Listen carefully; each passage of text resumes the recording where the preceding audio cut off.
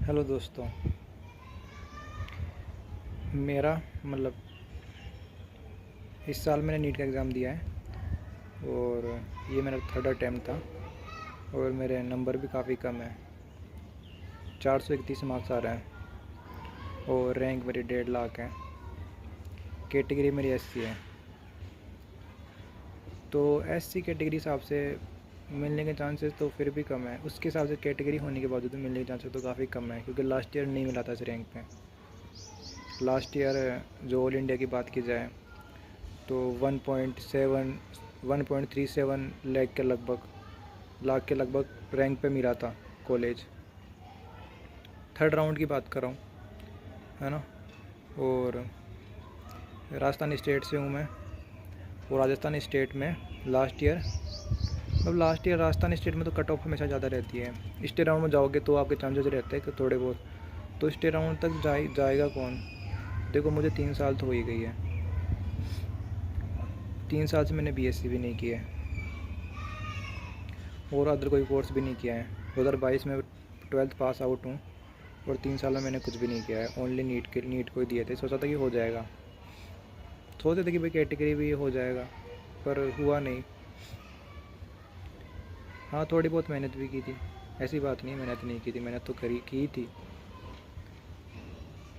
है ना। तो इस बार काउंसलिंग करवाई है ऑल इंडिया की फ़र्स्ट राउंड की, तो रिज़ल्ट आ भी चुका है, जिसकी कट ऑफ 1,10,000 के लगभग गई है।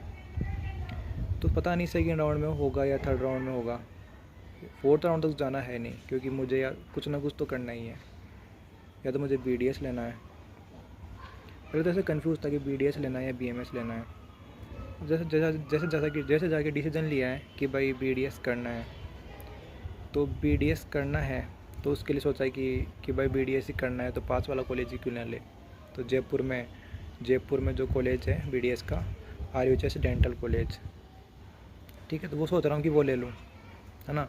पर अपनी फर्स्ट प्रायोरिटी एमबीबीएस ही है कि एमबीबीएस मिल जाए कहीं भी थर्ड राउंड तक तो बढ़िया है। बाकी तो फिर कोई कुछ ना कुछ तो करना ही है, तो बीडीएस करना ही पड़ेगा। वो कुछ ऑप्शन भी नहीं बचा कि भाई अगर ऐसा है कि दोबारा ड्रॉप ले लो, तो ऐसा हो नहीं सकता, क्योंकि फैमिली कंडीशन भी देखनी होती है कि हमारी फैमिली में इतनी फैमिली की इतनी वो है नहीं, स्टैंडर्ड है नहीं कि भाई अच्छा खासा स्थिति ठीक है नहीं, पोजीशन ठीक नहीं है हमारी फैमिली की।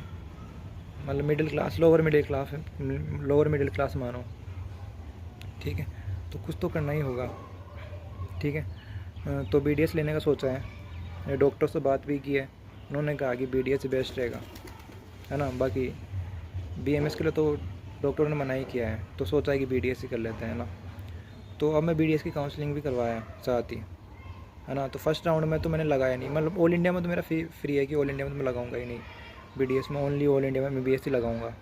क्योंकि जो स्टेट काउंसलिंग राजस्थान की है उसमें थर्ड राउंड में लगाऊंगा क्या, बीडीएस आरयूएचएस। वो भी इसलिए कि थर्ड राउंड में मिल जाए, क्योंकि स्टेट राउंड में मिलने के चांसेस तो रहते हैं, पर सीटें बहुत लिमिटेड हैं। उसमें भी 45 सीटें हैं, और राजस्थान में एक ही गवर्नमेंट कॉलेज है बीडीएस का, सीटें भी लिमिटेड है। 42 ऐसी सीटें हैं, है ना। उसमें पता ही आपको एससी की 7-8 सीटें होती है, और उसमें लास्ट तक मिलना कि पता नहीं क्या पॉसिबिलिटीज़ है। हाँ, हालांकि थर्ड लास्ट ईयर तो मिल गया था, 1,75,000 तक मिल गया था बीडीएस आरयूएचएस एससी को। इस बार भी मिल तो जाएगा। हाँ, थर्ड राउंड में लगाऊंगा तो थर्ड राउंड में मिलने की संभावना तो काफ़ी है।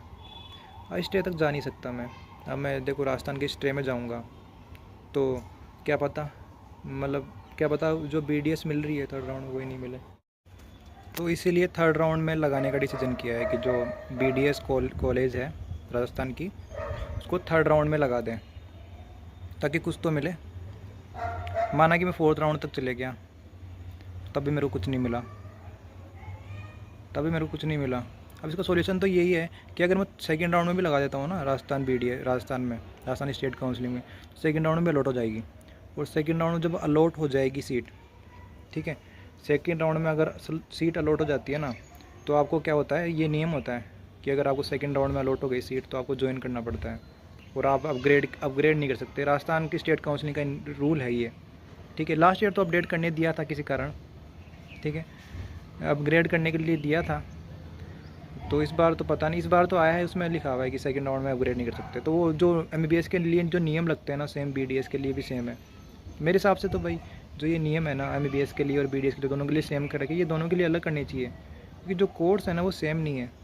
जैसे कि बीएमएस है, बीएमएस की काउंसलिंग एक अलग होती है, ठीक है, वो तो कोर्स तो अलग ही है ना, तो उसकी काउंसलिंग ही अलग हो रही है ना, उसका अलग प्रोसेस है पूरा। वैसे बीडीएस का भी अलग से प्रोसेस होना चाहिए, एमबीबीएस के साथ नहीं होना चाहिए मेरे हिसाब से, मुझे जितना लगता है। क्योंकि आप एमबीबीएस की काउंसलिंग करवा लो एक तरफ, और दूसरी तरफ बीडीएस की काउंसलिंग करवा लो, तो आपको या तो एमबीबीएस मिल जाए तो ठीक है, नहीं तो बीडीएस तो मिल ही रही है। आप दोनों को मतलब दोनों कोर्स को कंबाइंडली ले रहे हो, एमबीबीएस और बीडीएस को, तो ये कहाँ का मतलब, ये मुझे ठीक नहीं लगता। मुझे ऐसे लगता है कि बीडीएस और एमबीबीएस की काउंसलिंग अलग अलग होनी चाहिए, ठीक है।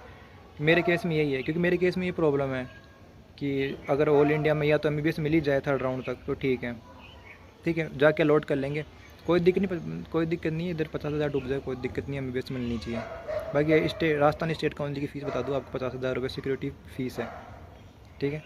तो कोई गलती हो गई तो वो डूबने के चांसेस भी है, तो क्या पता डूब जाए कभी, ठीक है। तो इसलिए थर्ड राउंड तक मिल जाए तो ठीक है एमबीबीएस ऑल इंडिया में, बाकी फोर्थ राउंड स्टेट राउंड तक जा नहीं सकता। मुझे चाहिए तो एमबीबीएस ही, मतलब बहुत इच्छा है एमबीबीएस करने की, क्योंकि दोस्त लोग भी काफ़ी दोस्त लोगों का लास्ट ईयर सिलेक्शन भी हुआ था, उससे लास्ट ईयर भी सिलेक्शन हुआ था, वो तो एमबीबीएस कर रहे हैं और मैं ही रह गया, ठीक है। और थर्ड राउंड में लगाना पड़ेगा। राजस्थान में तो बहुत कम चांसेस हैं, राजस्थान में तो स्टे राउंड तक भी चांसेस नहीं बनते। लास्ट ईयर कुछ रीज़न के कारण ऐसा हुआ था कि 1 लाख मेरी जो रैंक है उस पर थोड़ी सी कम रैंक पे भी कॉलेज मिल गई थी, वो कुछ डॉक्यूमेंट्स वेरिफिकेशन के कारण हुआ था इस चीज़। पर इस बार थोड़ी ना होगा ये, हर बार थोड़ी ना होती है एक चीज़ बार बार हर बार नहीं होती है, ठीक है। ऑल इंडिया में सीटें बढ़ी है, हाँ संभावना थोड़ी मतलब थोड़ी बहुत मतलब वो है, एक आशा है कि मिल जाए। अभी तो फ़िलहाल कुछ भी नहीं कर रहा हूँ, इस कारण टाइम वेस्ट ही हो रहा है पूरा, कि अब दोबारा तो करना है नहीं, मतलब दोबारा तो करना है नहीं, कुछ तो करना ही होगा। अब मतलब ऐसा है कि आप काफ़ी बार कर चुके हो और आपको फिर भी वो चीज़ें नहीं मिल रही ना, आपको छोड़ ही देना चाहिए, क्योंकि आप उसके लिए लायक ही नहीं हो। अगर आप उसके लायक होते तो आपको वो पहली या दूसरी बार मिल जाती। तो छोड़ ही रहे हम, बीडीएस लेना का सोच रखा है, अब पता नहीं अब आगे क्या होगा। वो तो फर्स्ट राउंड की करवाई थी, उसमें आया नहीं।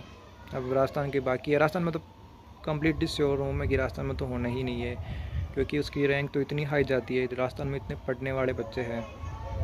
क्योंकि देखो आप, कोटा में कितने बच्चे हैं पढ़ने वाले, सीकर में कितने, जयपुर में कितने, ठीक है।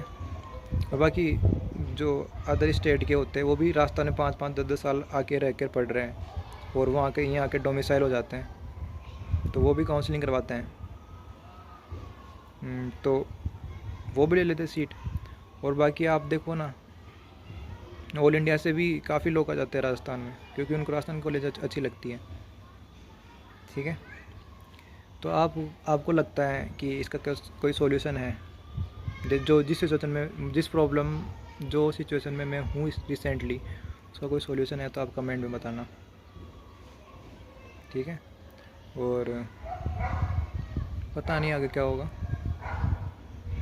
हाँ, अगर 4-5 नंबर भी या 1-2 क्वेश्चन भी सही होते, मेरे 2 क्वेश्चन भी सही होते ना, तो मैं बता रहा हूँ श्योरली कि मेरा सिलेक्शन हो जाता, मुझे जितना लगता है। क्योंकि मुझे लगता है कि 1,40,000 45,000 तक चले जाएगी लास्ट वैसे की ऑल इंडिया में, वो मेरे रैंक उससे भी ज़्यादा है।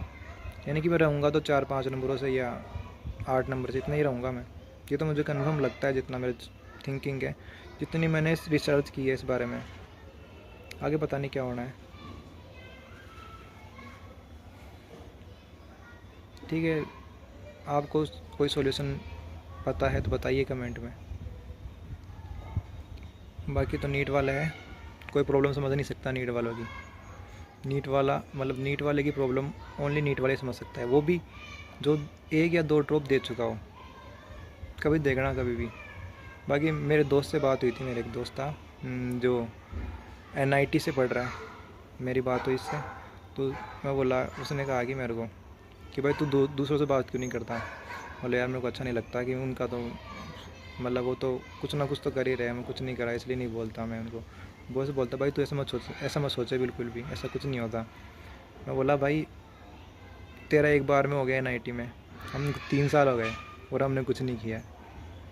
तो भाई नीट वाले की प्रॉब्लम नीट वाले समझ सकता है, जो पहली बार में हो गया उसका वो नहीं समझ सकता, जो पहली बार अटैम्प्ट दिया उसने हो गया वो नहीं समझ सकता।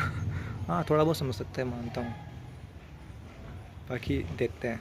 ठीक है भाई, लाइक सब्सक्राइब करना, थोड़े बहुत बढ़ जाए सब्सक्राइबर भी।